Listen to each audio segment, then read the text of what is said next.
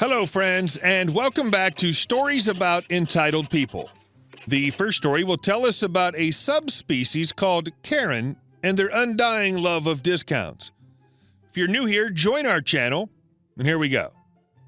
Think you deserve more than 10% off and refuse to listen to our warnings? So I work customer service at a very popular retail store that basically sells everything from food to electronics to plants. You've all been to this hellhole, and I'm sure you know exactly where I'm talking about, but I'm not going to say the name since I'm still there to uni co-op stars. So since I work the customer service desk at one of the least respected stores, I pretty much see the scum of the earth daily, and most of management is part of that, making rules that make sense on paper but not in practice, giving screaming customers whatever they want because they screamed, but not giving anything to the people who are kind to the workers, etc. Today, management had our backs, though. I have lots of stories, but this one is fresh from yesterday, so here you go. A woman comes up to the customer service desk asking if she can get a discount on a pair of shoes because they look tattered and bad. There was nothing wrong with the shoes, they just looked like cheap shoes because, well, that's what they were. My coworker was the one she approached and, not wanting to argue, told her we can give her 10% off. This is the max discount even for associates. We aren't really technically supposed to give discounts on anything, but it's a big company and they don't care about a few bucks, so whatever. This girl gets mad though and says she doesn't think she should have to pay anything even close to full price for something of such low quality. The shoes were $14.97, by the way. My coworker explains that's the best we can really do for her, but she could buy a pair that she thinks looks less tattered. She says they all look like that, because that's how the shoe's supposed to look, and that she wants to speak to a manager because she deserves to pay less for something so tattered. At this point, I step in because we were understaffed that night, and I knew the managers were currently dealing with other issues, associates being nowhere to be found, an issue in the parking lot, lots of sick calls, etc. And in my experience, most people just need to be told by any other person the same thing they were told the first time. I told the lady that the max discount anyone is able to give in the store is 10%, and that's only for actually broken items, even for associates, and that if the manager comes up, they will most likely tell her she's getting no discount at all. She scoffs and says, "Sure, I want to speak with them anyways, and we'll see. I really want these shoes, and they're the only ones in my size, and they're tattered."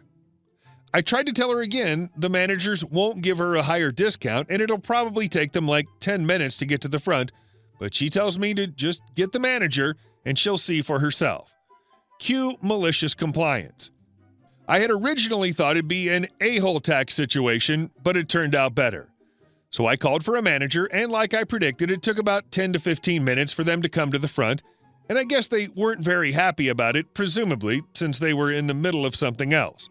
So at this point, this lady has already wasted at least 15 minutes of her day waiting here and making faces at me and my coworker as though she'd won. I point the manager towards the customer when she gets there, and they go ask what the issue is. The lady starts bashing me and my coworker, saying we're horrible at customer service, and the customer is always right, blah, blah, blah, blah, blah, and she wants a bigger discount than just 10% because these shoes are broken, she now says. I guess since we told her she won't get a discount unless it's broken.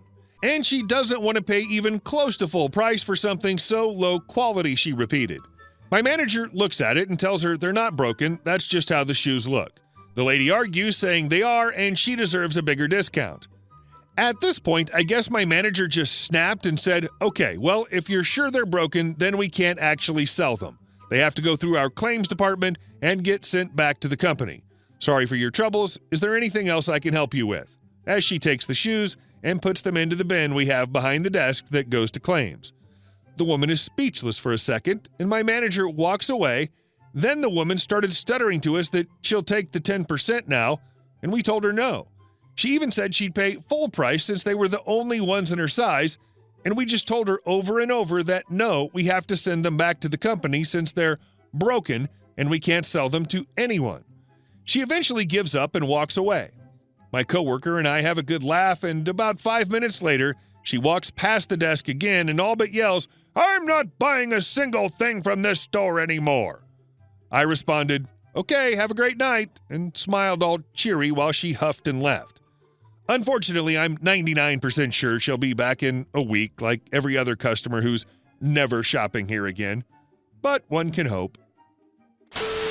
And our next story. The clock decides when you clock out.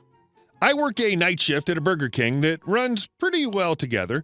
We all know our stations well and run smoothly. Unfortunately, we have a staffing problem that means I have to stay late to take orders for drive-thru pretty regularly. I personally have no problem with it. More hours means more money. Our shift managers ask me to do it, so they obviously don't mind, and our general manager understands we're short-staffed. Our regional manager, on the other hand, had a big one.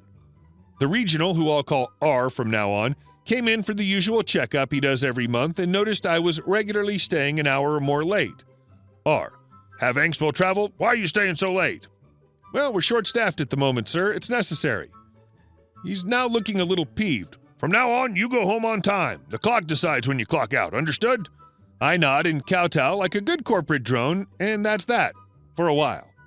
Fast forward another month. We got a few new hires, but I still have to stay late, and on top of that, I'm training 2 of them. R comes back and sees that I'm still staying late. Condescendingly, he says, "How hard is it to understand? You cannot stay late anymore." Sir, I have to. Our staffing is too thin. I don't care. That's general manager's problem. If she can't schedule hours properly, that's on her. If I see you stay late again, your hours will be cut. Now, there's 2 things I disliked about this interaction. One, he talked down to me and essentially called my manager incompetent. I understand he's a superior, but I believe a leader should treat their members with respect. 2, he threatened my livelihood. So I decided to follow his orders. For the next month, I clocked out at exactly when the clock changed and my time was up. During rushes or slow days, I never came in early or late, and the same with my leaving. My time always ended in 2 zeros. I felt bad for my coworkers, but they understood. Come next check, R calls in my general manager and asks why our orders take so long. Burger King times how long it takes for drive-thru to get a car out. She tells me that she explained our staffing problem and that no one is around who can confidently cover drive after I'm gone. And since I leave and clock in on the dot, I sometimes leave them in chaos. 2 minutes later, I'm called in and told I can stay late again. I put a woman on hold for 4 hours. My previous job was as a manager at a formerly really nice high-class gym/health club. Its glory days are long gone and it struggled for several years. The main problem being we didn't have any money for major repairs and renovations, so there were always schemes and ideas being tried to make money and get new members. Important note, all managers work the front desk as well. One of these ideas was to give people who signed up for the 12-month contract a free month after their first 3 or 4 months of regular billing. This idea caused more issues during my 3 years at the gym than anything else, except maybe that damn pool heater, which was the bane of my existence. Story for another time. A woman called in screaming about how she never got her free month and we were scamming her and all that good stuff. I take her name and look her up in the system. She'd only signed on about 2 months prior, pulled her physical file and saw her signature and initials on her contract that she acknowledged the rules and would have to wait for her free month. After explaining this to her, the following interaction happened. Best I can remember. Her: I want to talk to the manager. Me: I am the current manager on duty. Who's above you? Because you're useless. The directors and the GM. You'll have to leave a message because none of the I refuse to leave a message. This is going to be handled immediately. Give me the GM's phone number right now. He's at a meeting at corporate. I'm not sure when he'll be back, so you'll have to leave a message. I just told you I wouldn't leave a message.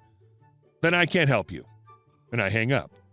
5 seconds later, hello, thank you for call. How dare you hang up on a paying member? You said you refused to leave a message. I'm staying on the line until your boss gets back and deals with this.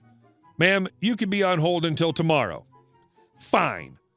Put her on hold, told my 2 coworkers who came in an hour later not to touch line 1, told the director of finance and the director of retention the story. They both laughed and left her on hold as well. The GM got there 4 hours after she called when my shift was already over. Coworker transferred her up to him and he took care of it immediately. It was very satisfying. I faced no repercussions beyond a not-so-stern talking to. And our last story. A bad sushi place. So there was a really good sushi place that was pretty close to my house, like a 15-minute walk. Unfortunately, they had to close up. I don't know why. They had plenty of business. They were then replaced by another sushi place owned by a Japanese family. Becomes important later. I swear, these people were like the most entitled jerks I've ever seen. For a long while, they refused service to people who were black. Onward to my story. Me and my friends went over there to get sushi. At this point, they hadn't treated me badly, so I thought I was just fine to eat there. Lo and behold, the waitress, who was the daughter of the owner, goes about being a bee by insulting everything about us. The only catch is she does it in Japanese. She seemed to hate our guts for no particular reason. My revenge. I've been learning to speak Japanese for about a year at this point and could hold a fairly nuanced conversation. So when she comes back, I wait until she goes through her list of colorful insults. Then I ask quite politely in Japanese if she's more comfortable speaking in Japanese. Her face fell the moment I started speaking in Japanese, like it slowly dawned on her that I'd understood everything she'd said. Following this, she became the most polite little angel. It was hilarious. Hey guys, thank you all for watching the video, and I'll see you in the next one.